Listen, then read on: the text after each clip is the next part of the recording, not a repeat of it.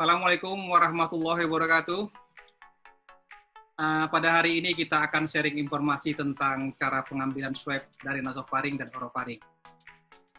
Pada kesempatan ini perlu kami tegaskan bahwa swab yang akan kita lakukan adalah pada nasofaring, bukan rongga hidung ya.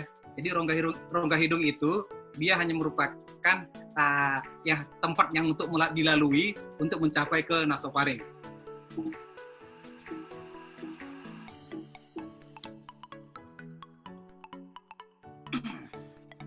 Sebelum kita bicara lebih lanjut tentang pengambilan swab nasofaring, kami mengajak sejawat untuk merefresh kembali tentang anatomi rongga hidung, kemudian struktur anatomi, dan kelainan anatomi yang potensial menjadi penyulit pada saat pengambilan swab dari nasofaring tersebut. Di dalam rongga hidung terdapat septum, kemudian ada konka inferior, konka media, konka superior, ada miatus, serta ada pembuluh darah, dan ada persyarafan. Kemudian kita lanjut ke dalam hidung, kita akan ketemu dengan koana, dan di belakang koana tersebut, itulah yang kita targetkan, yaitu nasofaring. Kadang-kadang kita sulit menghindar dari kelainan anatomi di rongga hidung, seperti misalnya adanya difesi septum, dan hal ini membuat rongga hidung akan jadi sempit. Jadi seperti kita lihat di gambar ini, idealnya septum itu lurus ke bawah terus, tapi karena ada kelainan anatomi seperti ini, septumnya menjadi ada tonjolan tulang. Jadi akibat tonjolan tulang tersebut, maka rongga hidung itu akan menjadi sempit. Sehingga ini akan menyulitkan kita ketika akan melakukan pengambilan swab dari daerah nasofaring. Contoh selanjutnya adalah terjadinya hipertrofi konka, seperti gambar ini, ya, di mana konka ini membesar, membengkak. Akibatnya akses kita untuk ke arah nasofaring akan semakin menyempit dan terganggu. Kemudian contoh selanjutnya adalah ini abses septum, pembengkakan dari septum, yang mengakibatkan juga sempitnya rongga hidung. Kita juga bisa ketemu dengan pasien yang ada massa di dalam rongga hidungnya, contoh seperti adanya polip atau bahkan inverted papilloma.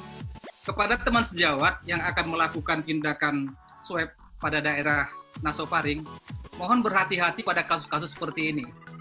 Karena kalau misalnya nanti dakronnya bisa menyentuh papilloma ini, maka ini akan terjadi potensial perdarahan dan agak sulit menghentikan perdarahan tersebut. Selanjutnya teman sejawat sekalian, sebelum kita melakukan pengambilan swab, ada baiknya kita mempersiapkan beberapa hal. Seperti misalnya formulir COVID, ya. Kemudian teman sejawat, formulir COVID ini harus diisi dengan benar. Karena kalau tidak diisi dengan benar, bisa jadi muncul persoalan nanti dengan hasil pemeriksaan laboratorium, bisa berbeda nanti hasilnya. Kemudian kita berharap teman sejawat ketika melakukan pengambilan swab, wajib hukumnya menggunakan APD yang terbaik ya, yang standar seperti ini.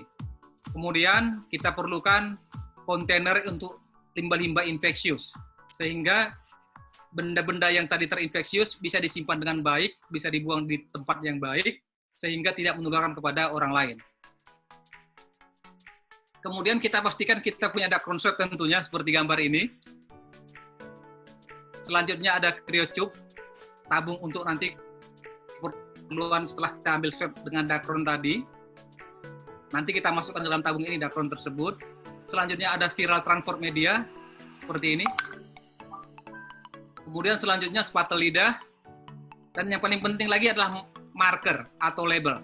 Sehingga ini juga harus sesuai dengan formulir yang tadi, formulir COVID tadi. Selanjutnya parafilm untuk melakukan fiksasi di plaster ini tabung dari swab yang kita lakukan tadi. Nah, selanjutnya kita masukkan ke dalam plastik-plastik seperti ini. Baik, teman sejawat sekalian,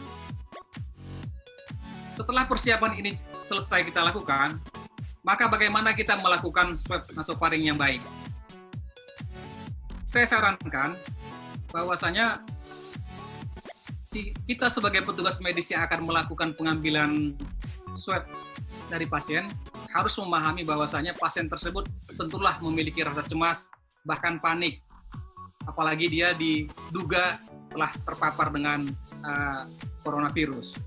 Untuk itu sebaiknya kita menegaskan kepada pasien bahwa tidak perlu cemas, kita akan melakukan tindakan dengan 2 kali pengambilan, 1 lewat hidung, 1 lewat mulut. Yang lewat hidung akan terasa tidak nyaman tentunya. Ada sedikit tidak nyaman pada pasien dan bisa menimbulkan reaksi bersin. Sedangkan yang dari mulut, bisa kita lakukan dari mulut itu, kemudian muncul bisa reaksinya seperti muntah.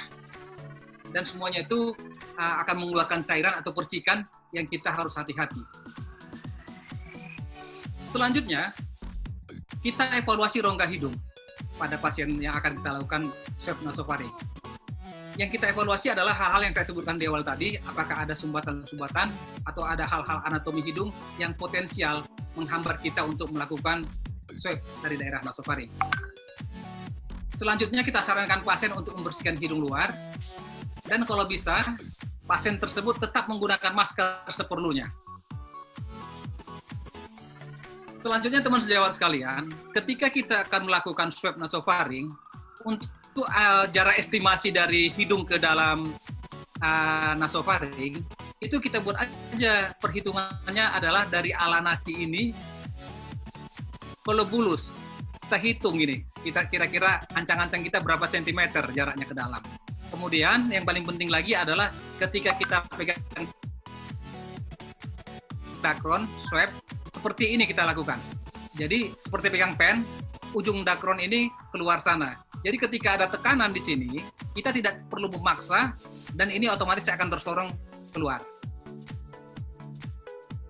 Selanjutnya adalah, setelah kita masukkan dakron ke dalam hidung, lubang hidung, rongga hidung, maka kita lakukan penelusuran dasar hidung. Ke bawah. Kalau bisa ke bawah, seharusnya ke bawah memang, jangan ke atas. Kalau ke atas akan terbentur dengan struktur anatomi yang lain. Jadi seperti gambar ini, kita mengarah ke bawah.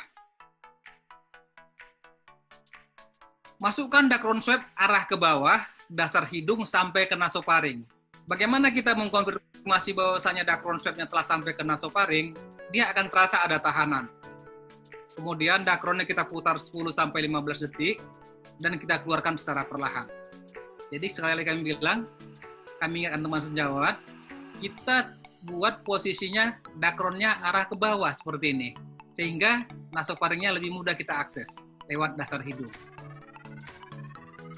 Setelah itu kita lakukan, maka kita masukkan pada dakron tadi, kita masukkan pada cryotube yang berisi PTM. Kita masukkan spesimen swab nasofaring pada tabung PTM, kemudian kita pastikan kode yang pada spesimen swab sama dengan kode yang di formulir COVID. Dan ini bisa disimpan pada suhu 2-8 derajat Celcius sebelum dikirim ke laboratorium. Selanjutnya kita bicara tentang cara swab orofaring.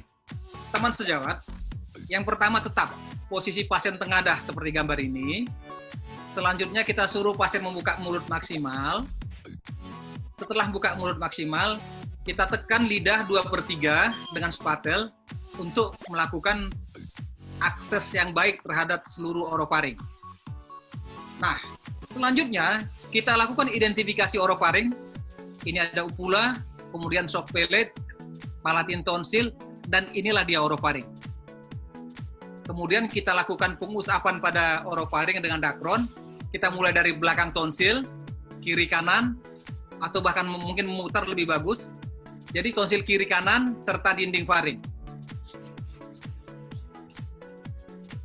Kemudian kembali kita lakukan seperti waktu pengambilan spesimen nasofaring. Kita masukkan pada cryotube yang berisi PTM seperti ini. Kemudian kita lanjutkan mengirim ke laboratorium. Saya pikir demikian yang bisa kami sampaikan.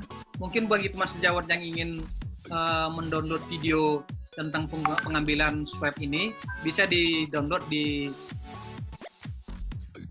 Perhati KL ya. Kebetulan Perhati KL juga sudah membuat cara yang pengambilan swab ini. Jadi untuk lebih teknis mungkin bisa teman sejawat melihat dari videonya. Saya pikir demikian. Mudah-mudahan bisa bermanfaat buat teman sejawat semua. Assalamualaikum warahmatullahi wabarakatuh.